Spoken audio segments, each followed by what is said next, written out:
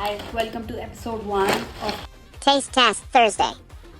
So this is supposed to be a gluten-free millet chips by Gluten Smart. So let's try this and see if it is worth it. It says it's not fried but roasted. Let's see if it actually tastes good for what it is worth. It costs around 99 rupees for 75 gram. You see that? Yes.